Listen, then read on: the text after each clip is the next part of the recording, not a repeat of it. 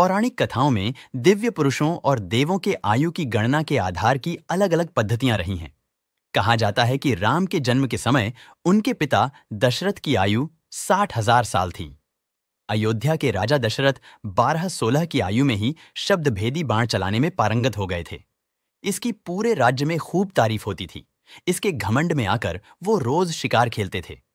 ऐसे ही एक दिन उनके बाण से श्रवण कुमार की मौत हो गई, जिसके श्राप से दशरथ को पुत्र वियोग में मरना पड़ा।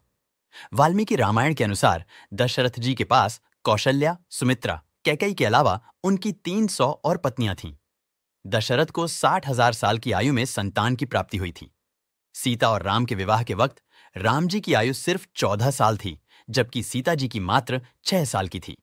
शादी के बाद दोनों 12 वर्षों तक अयोध्या में रहे। इसके बाद उन्हें वनवास भोगने के लिए वन जाना पड़ा।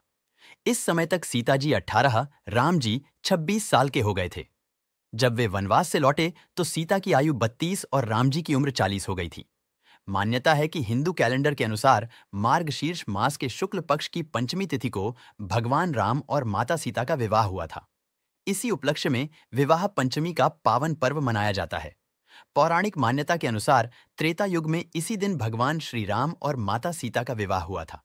यह पर्व श्री राम और माता सीता के विवाह महोत्सव के रूप में मनाया जाता है। धारणा है कि इस दिन विधि पूर्वक व्रत और पूजा करने से वैवाहिक जीवन सुखमय रहता है और भगवान राम और माता सीता की कृपा हमेशा बनी रहती है।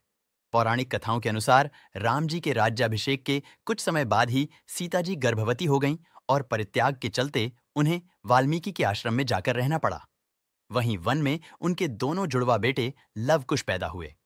अश्वमेघ यज्ञ के समय वह बच्चों समेत अयोध्या लौट आई थीं। बताया जाता है कि इसके बाद 11 से 13 हजार वर्षों तक अयोध्या में रहे। इसके बाद वह धरती में समा गईं।